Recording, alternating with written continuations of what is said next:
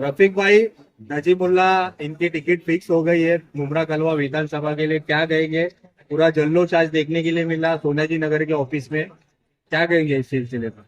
मैं इतना बताना चाहता हूं कि लोगों ने अफवाह फैलाया पहले कि ये जो है माहौल बनाने आया, ये इधर इलेक्शन नहीं लड़ने वाला, इस तरीके का माहौल बनाया गया। लेकिन आप देख रहे हैं माहौल बन चुका है। उसके बाद तो ये अफवाह फैलाई गई कि नजीब भाई इधर आएगा और इसको टिकट नहीं मिलने वाली, कंफर्म इसकी टिकट नहीं है, यहाँ से दूसरा कोई लड़ेगा। लेकिन अल्लाह का एहसान है कि नजीब भाई टिकट भी लेके आ गए। और दूसरी बात, कोई भी नगर सेवक बनता है, आमदार बनता है, वो पहले भरोसा दिलाता है कि मैं हॉस्पिटल बनाऊंगा, मैं जो है स्कूल बनाऊंगा, इधर के गटर नाले। आप देख सकते हैं यह आने के पहले पहला ऐसा आमदार का जो है कैंडिडेट रहेगा जो 150 करोड़ रुपया शहर में लेके आया।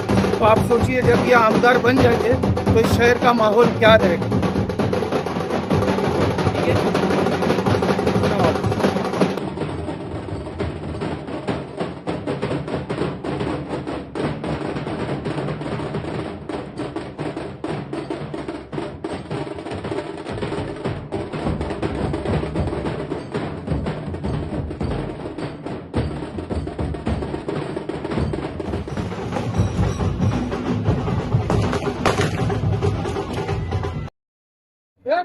जफर भाई, आपके नेता नजीब मुल्ला को टिकट घोषित की गई है चुनाव लड़ने की, सिग्नल मिल चुका है, क्या कहना चाहेंगे?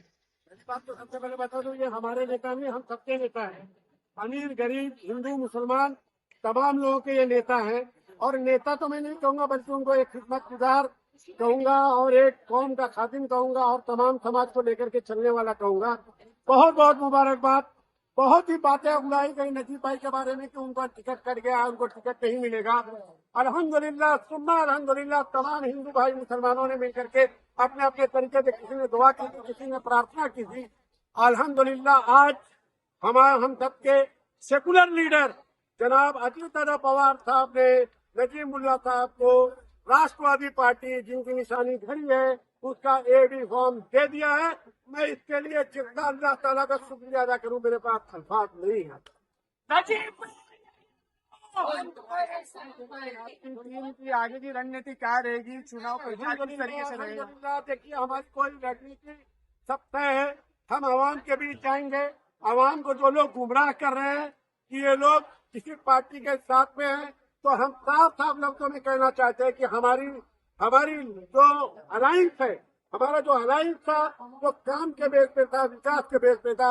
हमारी जो जहनीत है, हमारी जो पार्टी की विचारधारा है वो अलग है, उनकी विचारधारा अलग है। अजीत पवार ने हमेशा कहा है कि मैं माइनॉरिटीज के ऊपर, माइनॉरिटीज का चाहे वो माइनॉरिटी मुस्लिम हो, चाहे दलित समाज हो, चाहे कोई अदर समाज हो, मैं किसी पर जुल्म और ज्यादती नहीं होने दूंगा। उसकी वजह एक मैं करंट में बता दूं कि जब विशालगढ़ में कांग्रेस के MLA ने वहां की दरगाह तोड़ने के लिए लेटर किया तो अजीत दादा ने पहुंच करके, जब वहां पर दंगा हुआ, लोगों ने दंगा भड़काने की कोशिश की, अजीत दादा पवार उन लोगों से जाकर के मिले, उनकी मदद की और दरगाह पर जाकर के वहां की ज़ियारत की, वहां के गरीब गुरबाओं से मिले। मैं नजीब भाई के लिए एक ही बात कहूंगा कि नजीब भाई मुमरा कोसा की आवाम, एक बात कान खोल करके आप लोग सुन लो अच्छे तरीके से कि अगर आपकी बार आपने चूक की तो आपको ये बेहतरीन मौका आपके हाथ से निकल जाएगा। इसके लिए आपकी बार 2024 में आने वाला जो इलेक्शन है 20 नवंबर को, आप लोग एक ही निशानी याद रखिएगा। बोलना हमको कोई बीजेपी, हमको कोई RSS से कोई डरा नहीं सकता, क्योंकि मुमरा कोसा की आवाज सिर्फ अगर मुसलमान है तो अल्लाह से डरती है और हिंदू समाज से तो भगवान से डरता है। बाकी किसी बीजेपी RSS से और किसी के बाप से भी नहीं डरता है। फौरन हट जाएगी। उसके लिए मुझे बहुत लड़ाई लड़नी पड़ेगी। मैंने कहा कि हमको बहुत लड़ाई लड़नी पड़ेगी। अजीत दादा पवार साहब को उसमें समझाना पड़ेगा, शहर के लोगों के लिए बताना पड़ेगा कि शहर में लोग अपनी बहन बेटियों का जो कीमती जेवर रखे हैं ना, वो बेच करके टोरेंट के बिल भर रहे हैं। ये बताना पड़ेगा, उनको बताना पड़ेगा। हम कोशिश क्या कर रहे हैं, हम क्या करें, हम इंशाल्लाह उसमें सुधार लाने की कोशिश करेंगे। लेकिन हम अजीत दादा पवार से कहेंगे कि मुमरा शहर से टोरेंट जैसी मुसीबत को यहाँ से भगा दो, ये हमारा उनसे रिक्वेस्ट है इंशाल्लाह। आपने आमदार जितेंद्र आवाड इनका मैनिफेस्टो देखा क्या? देखिए, जैसा कि मैंने मीडिया के जरिए देखा था कि मीडिया के लोगों ने जब उनसे पूछा कि लाइब्रेरी, तो बोले लाइब्रेरी तोड़ दो, कब्रिस्तान तोड़ दो। आज हॉस्पिटल में गया, बोले 4 दिन में हॉस्पिटल नहीं चालू हुआ तो काज तोड़ दो। अरे तोड़ने का ही तो काम किया है, जोड़ने का काम करो।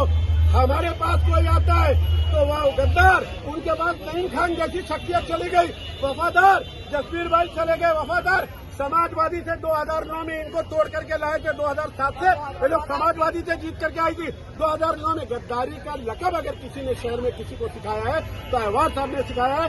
2009 में इनको समाजवादी से राष्ट्रवादी में लाए तब बोले थे बड़े वफादार। आपने कांग्रेस को, शरद पवार साहब से ये पूछिए, बड़ी रिस्पेक्ट करता हूँ, बड़े आदरणीय है वो, उन्होंने जब कांग्रेस को 2 बार तोड़ा, असल गद्दारी का लफ्ज वहाँ आना चाहिए।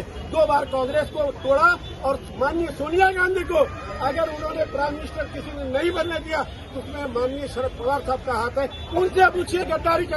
अरे मुमरा कौसा और कलवा की आवाम तो मासूम है, उनको बोलते हो हैंगिंग मार्केट आ गई तो मैं गिरोह ढूंढता हूँ यार हैंगिंग मार्केट किधर है, तो किसी ने बोला भाई वो सब चांद पर बनी हुई, चांद पर दुनिया बसने वाली है, वहां पर अपने को जाना पड़ेगा और चांद पर हैंगिंग मार्केट आई है। सारे जो इन्होंने फार्मूले बताए तो सब चांद पर है। मुझे एक आदमी ने पूछा कि जफर भाई ये निशानी क्या है, मैंने बोला भैया तुतारी है। अरे बोले भाई जफर भाई तुतारी नहीं, इसकी शक्ल तो कुछ अलग अजीब सी लगती है, कुछ चीलम जैसी लगती है। बोला भाई चीलम नहीं है ये। अरे भाई ये तुतारी है। तो मुझसे उन्होंने बोला अगर जफर भाई ये चीलम है तो समाज खराब होगा, अगर ये तुतारी है तो आपका कान खराब होगा। इससे लोगों से होशियार रहिए, ये आपको गुमराह करेंगे, बीजेपी के नाम पर किसी के भी नाम पर आपको गुमराह करेंगे। गुमराह होने की जरूरत नहीं, मुमरा कोसा के आवाम में बेदारी है। इंशाअल्लाह 2024 में बदलाव आएगा और इंशाअल्लाह जनाब नजीब मुल्ला साहब यहाँ के आमदार कलवा मुमरा विधानसभा 149 के इंशाअल्लाह बनेंगे। हमारा असल विषय जो रहेगा, हमारा बर्निंग मुद्दा जो है, देखिए आज क्लिप चल रही है, फडणवीस साहब की क्लिप चल रही है उसमें कि हमसे माननीय श्री डॉक्टर जितेंद्र अहवार साहब ने हमसे कहा कि मुमरा कोसा को फ्रेंचाइजी दो टोरेंट की शक्ल में, और हमने टोरेंट की शक्ल में उनको फ्रेंचाइजी दिया। तो मुमरा कोसा में टोरेंट जैसी मुसीबत डॉक्टर जितेंद्र अहवार साहब और उनके तमाम लोगों ने लाने का पूरा काम किया। हल क्या है जफर भाई? देखिए हमारे पास 3 महीने का वक्फा मिला है, उनके पास 15 साल का वक्फा था।